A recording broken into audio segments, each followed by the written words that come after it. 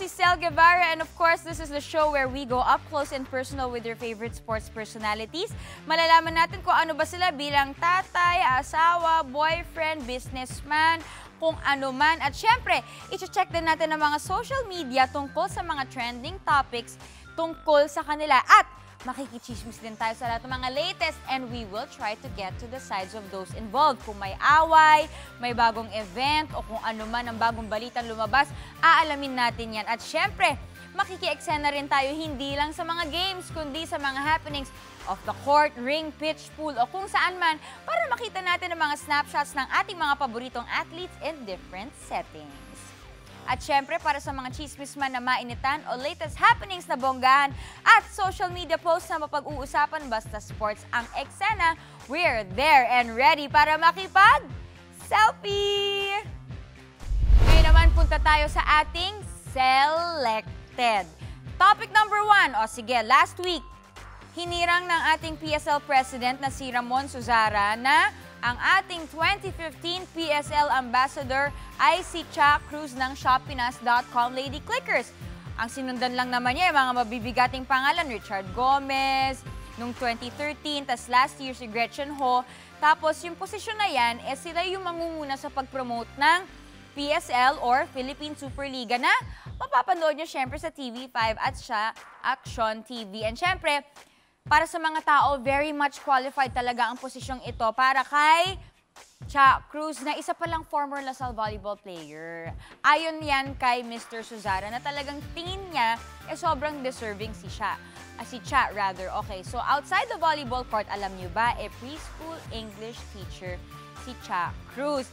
At super happy kami na break time pala ni Cha today at makakapanayam natin siya ngayon.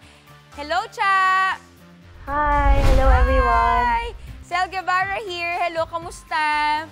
I'm good. Actually, having a break right now. About to have class in 5 minutes. Ay! Sorry. O sige, saang school ka pala nagtuturo? I'm working in international school, Manila. Actually, I'm teaching grade 2. Ah, okay, okay. So, hindi pala, preschool. So, grade school ka pala. Huwag mo naman ako ipotsa. Baka magkailan tayo. Okay. Nakaka-nosebleed pala international school ang tinuturo mo. Anyway, so, Cha, syempre, binansagan ka na Miss Everything, di ba? Oh, di ba? Hindi ka ba natutuwa doon, Ching? Syempre, sobrang flattering naman po. Kasi siguro, I think it started from my Lasal days. Yes. Hello? Yes, hello. Yes, yes, yes. Cha? Yes, I think it started during my Lasal days kasi I've played every position except libero and I think just libero. So, siguro kaya nabansagan pong Miss Everything. Oo.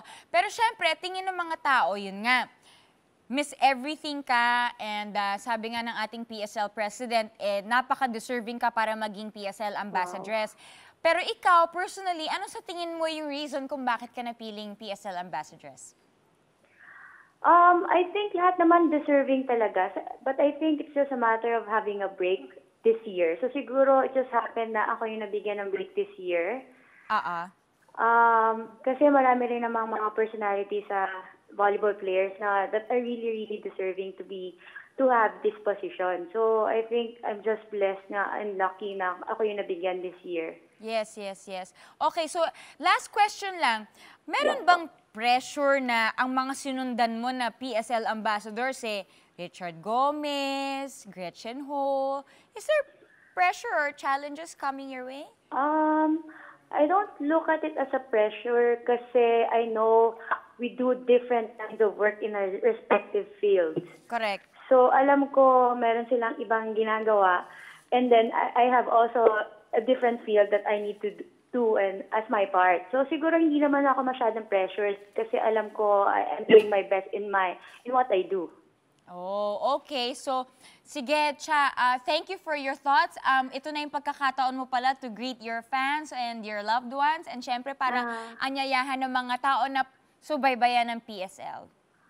Okay, hi to my family, to Behag family, and thank you. I just want to really say thank you very much for all the Shoppinas supporters, Lady Clickers, and to all the viewers of the Philippine Superliga. Please continue to support us and every team po as with our remaining games. Thank you so much po.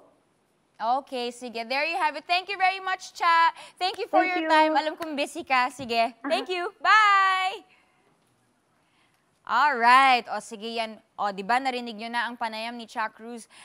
Kahit ba siya'y hinirang na PSL ambassador, narinig nyo naman sa tinig niya, parang napaka-humble pa rin niya talaga. And she really has, even if she's humble, she still has that confidence na alam niya yung responsibilities niya at sabi nga niya iba-iba ang departments or iba-iba yung sabihin na nating specialties na lang mga ambassadors tsaka ng mga ambassadors nung nakaraang taon.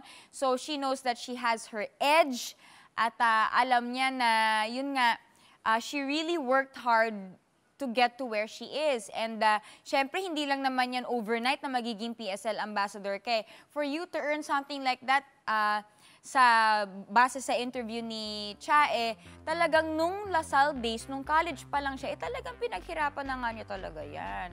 O sige. Anyway, let's go to our selected topic number 2. Okay, eto. Dahil nga itong si Commissioner Chito Salud, ang ating commissioner, ma-elevate na to CEO, meron na tayong mga listahan ng mga kandidato para sa magiging next commissioner. Ang isa sa mga kandidato doon ay ang ating Sports 5 o PBA anchor na si Attorney Charlie Cuna. O, diba? Kahapon lang nag-cover kami ng Game 3 ng finals kasama si Coach Ryan Gregorio and Coach Ronnie Magsanok. And, okay, so, nagbabrowse ako ng Facebook, okay, a few days ago. This was nung Thursday. Tapos, nakita ko ang post ni Attorney Charlie na mag-withdraw na siya from being commissioner. Ayan, sabi niya, gusto niya magpasalamat sa mga nag-send ng mga messages, sa mga nag-post sa kanya sa timeline niya, at mga nag-wish sa kanya ng good luck, ganyan. Nung na-include nga siya bilang isang, PBA commissioner candidate. Kanya nga lang, yan, sabi dun sa latter part ng Facebook message niya, nagkonsulta daw siya with his family and then that's where he decided to withdraw from being a candidate as a commissioner. And to hear it from our Sports 5 anchor himself, we have Attorney Charlie Cuna on the line. Morning. Good morning, sir. Hi, Charlie. Hi. Kamusta naman? Sorry, ginugulo ka namin sa opisina mo. Alam kong busy sa firm mo. No problem naman. Always time for the Sports 5 team. Thank you, thank you. Okay, Charlie, it says nga in your it said in your Facebook account that you consulted with your family. That's why kaya ka nag-withdraw, di ba? So, could you tell us parang what was discussed when you were talking with your family? Bakit mo naisipang mag-withdraw from being a It commissioner? wasn't really just a discussion with the family. That's part of an entire process, no? When my name cropped up as part of the list of possible successors to the position of commissioner, obviously I had a lot of things to weigh, no? When the list of 6 was announced by chairman of the board, Pato Gregorio, things suddenly, became so immediate. Pwede mangyari anytime na they trim it down further and then the whole process would finish. So we really had to give it some thought. I had to weigh so many things. As I said, nakausap ko rin yung pamilya ko, of course, which is number one priority, I suppose, for anyone with a family. And, the real reason, the heaviest thing that weighed on us was really the time. Mr. Canilao of the headhunting group that was searching for the next commissioner really stressed that the position would entail a 24/7 commitment, no, to the league as well as to the PBA D-League. And at this time, I really don't think I can give that 24/7, 100% commitment to the league, and that would be an injustice to the league if I were to still pursue it, despite the fact that I know that I might not be able to give all that time. Oo, siguro dahil syempre you're teaching, you're commentating, you're in a law firm. So are those, sabihin na natin, is it safe to say that those are the reasons kung bakit nga nag-withdraw ka sa position mo? And syempre, you're a family man as well. Definitely. Well, lots of things, no? It would have been an abrupt change in my life to just leave, walk away, because it's a full-time commitment. I would have had to take a leave from the firm, and give up the other matters that I was attending to. No? So that also played in my mind, of course, when I was trying to weigh the situation of whether I will, continue being in that list and see how far I could go. I mean, there was no assurance that I would be included doon sa further cut, no, from 6. I think it went down to 3 plus 1, no, because they added another name. There was no assurance that that would happen, but I still wanted to make sure na as early as possible masabi na natin, because it would have been unfair also to the people choosing, the search committee, the board of governors, kung iiwan pa natin ang pangalan natin in the list na hindi naman pala 100% dedicated tayo at this time. As I said, we love the league so much. It's a league that I grew up with, watching and aspiring to be a part of. No, and it would have been great, I suppose, na makapasok as league commissioner. But now we're commentating on the games and then we're following them.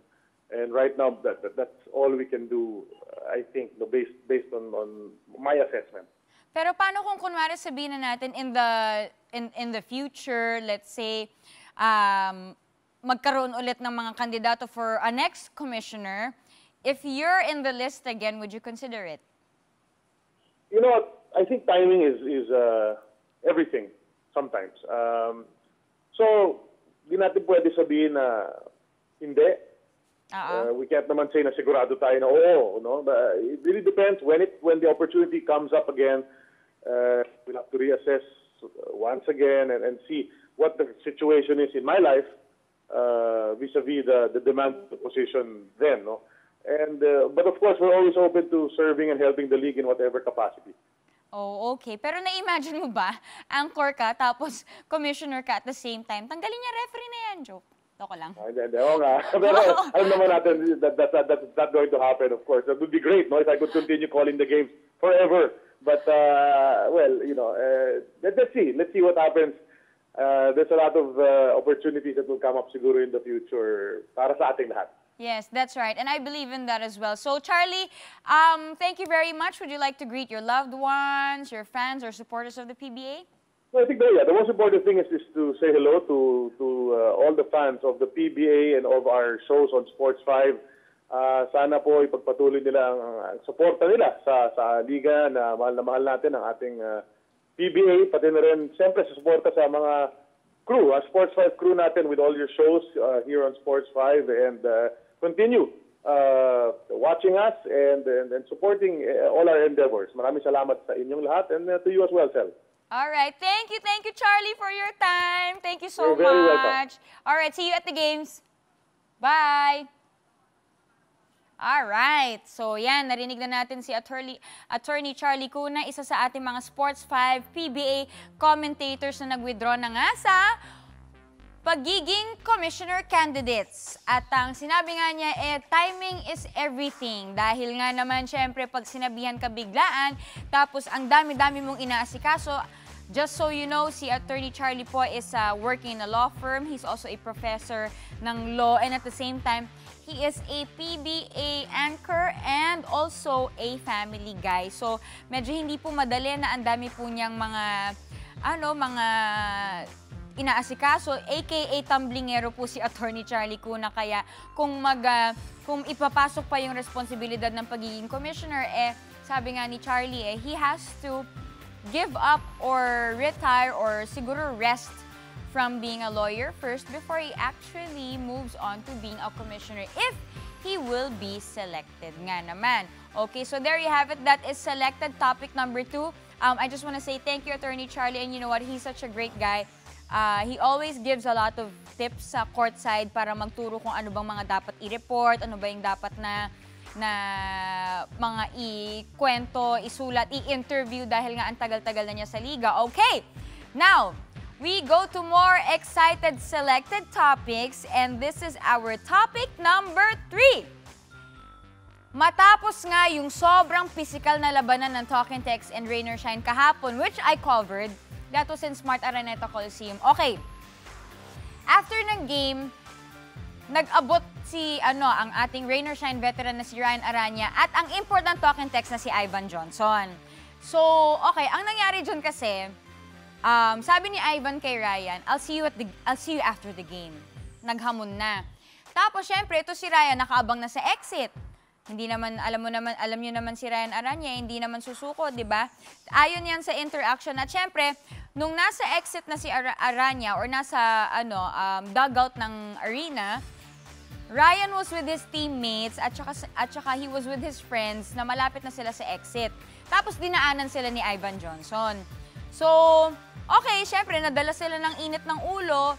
Tapos, ayun, it started nung kalagitnaan nga nung Game 3. At syempre, nung nakita nga sila dun sa exit, muntik na silang mag-away. Buti na lang inawat sila ng mga kaibigan na teammates ni Ryan. So, yun na nga.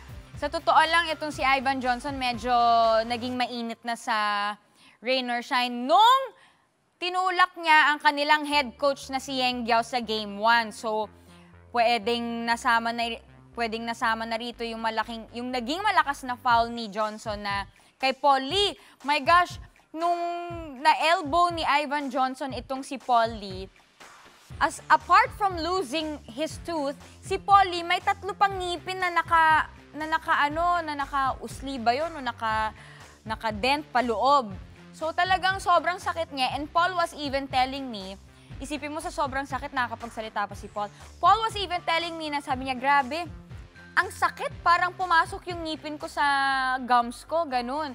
So talagang, ganun talaga kasakit yung nangyari kay Paulie. But anyway, okay, so, ayun nga, that's what happened after the game. Itong si Ryan Aranya nga, talagang he never backed. According to interaction.com, hindi nga siya talaga nag-back down dun sa hindi siya nag-back down dun sa away, and other sports articles are saying that he will not give up kung talagang magtuloy yon. So anyway, that's our selected topic number 3. Let's go to selected topic number 4. Okay, ang naglalabanan sa finals is Talking Tex and Rain or Shine. And syempre, second straight conference nang hindi nakasama ang Pure Food sa finals. Nabigo na naman ang mga Grand Slam champions na makapasok. At syempre, it really hurts na hindi nila ma-defend ang dalawa nilang corona. Syempre, bukod sa Grand Slam, 4 times, may isa pa silang championship. So, total of 4 straight championships lang naman ang napanalunan nila. Kaya, itong si Mark Pingris, sobrang worried na hindi kaya lumaki ang ulo nila. Yun. He's very worried sa mental state ng kanilang koponan. Pero syempre, para sa kanya, imbis na magsisihan na lang sila, mas maganda na lang talagang maging excited na lang sila, bumalik agad. Mag-practice na lang sila kasama yung buong team. There you have it. It says in the article sa interaction.com na Mark Pingris is concerned about Pure Foods' egos following Grand Slam win. Hindi ko alam kung lumaki ang ulo namin. Sabi ni, Mark Pingris yan. Pero yun na nga, like what I said, imbes na mag-focus na lang sila, imbes na magsisihan na lang sila, bakit, yun na nga, bakit di na lang sila mag-focus sa pag-defend ng kanilang crown? Total Governor's Cup naman. At syempre, makakasama nila ang kanilang Mr. Everything na si Marcus Blakely. So, syempre, Pure Foods really has high hopes na makakakamit pa sila ng isang kampyonato. Okay. So, there you have it. We just had our 4 selected topics. Ngayon naman, punta na tayo sa ating blind item segment na sports. Okay. Eto interesting to Super excited na mga madla sa nalalapit na laban ng ating pambansang kamao na si Manny Pacquiao. Pero, bakit may naisplok sa akin ang aking mga ibong tarat na there are people at, take note, kilalang mga people na wale daw talagang bilib sa pambato ng mga Pinoy. Okay, ang upshot nila kapag lights, camera, action. Malaki ang pag-asa ng pambansang kamao sa laban ng ito sa May 2, and sabi naman ng isa, kayang-kaya niya talunin ng kalaban, which is Mayweather, at ang isplok ng isa pa, mananalo siya, tsak sa laban. Pero, pag wala na yung camera, ito ang upshot nila. Ay nako, whiz na carry yan, walang chance yan, promise, and nakiribambam tayo, maonda na si Lola Mercy. Maonda na daw, ano daw? Nakakaloka naman ang mga upshot ng mga yan. Hindi kaya camera shy lang ba ang mga utawla na itay o sadyang nagkukubling kaligatan? Sino kaya mga itay? Ang clue, bitawan ng mikropono bago ka lumala ng buko pandan dahil kapag maraming bit-bit, majipit ka ng pinto! Okay, netizens, kayo ang humusga. I-tweet nyo lamang kami sa @sports5selfie at i-follow nyo kami sa Instagram @sports5selfie din. At syempre, like nyo kami sa Facebook, selfie @sports5, selfie on sports5. At huwag kalilimutan sa bawat post ilagay ang hashtag na sports5selfie. Ano kaya sa tingin nyo? May mga hula ba kayo kung sino ang ating mga tinutukoy sa ating sports segment? So there you have it. Okay, wag po kayong aalis. More to come dito sa Selfie.